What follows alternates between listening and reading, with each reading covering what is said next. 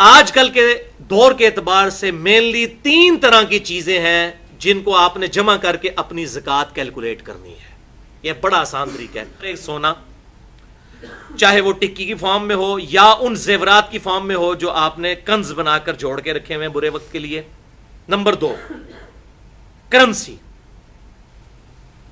چاہے روپے کی شکل میں ہو، ڈالر کی شکل میں ہو، پاؤنڈ کی شکل میں، یورو کی شکل میں، ریال کی شکل میں. اس کا بھی ظاہر سونے والا ہی نصاب ہے. اور تیسری چیز ہے مال تجارت. دکان ہے، میڈیکل سٹور ہے، اس کے اندر آپ نے کوئی مال ڈالا ہوا ہے بیچنے کی نیت سے. اسی طریقے سے کمرشل پلاٹس ہیں، بیچنے کے لیے رکھے ہوئے ہیں. ان تینوں کیٹیگریز کے مال کو آپ جمع کریں گے، اس ٹوٹل مال کے اوپر آپ زکوٰۃ نکالیں گے اگر وہ تھریش ہولڈ پوائنٹ کو کراس کر جاتا ہے. تو ان کی اوریجنل مارکیٹ ویلیو نکالی جائے.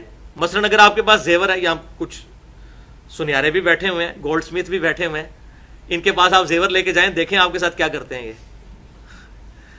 48,500 روپیہ تولا ہے نا، تو اب آپ ان کو کہیں گے میں نے بیچنا ہے، تو یہ آپ کہیں گے یہ 40,000 آپ کو ملے گا، باقی تو کاٹ ہے، یا 42,000 ملے گا.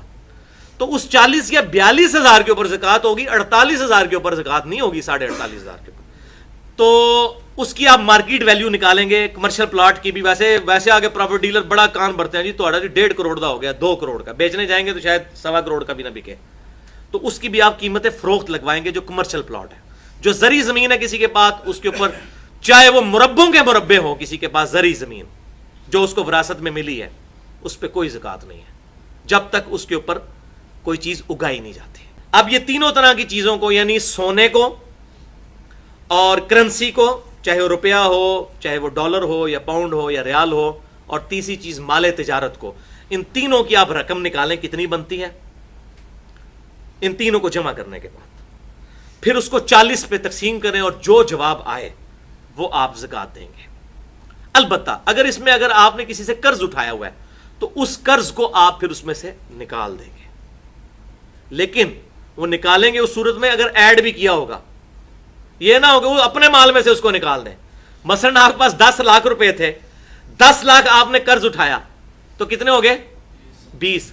تو 20 میں سے 10 نکالیں گے، اپنے 10 میں سے 10 نکال کے 0 نہیں کر دینا. تو وہ ٹوٹل مال میں سے ڈیٹ کو نکالیں گے، پھر آپ کی ایکویٹی آئے گی جو آپ کا راس المال ہے.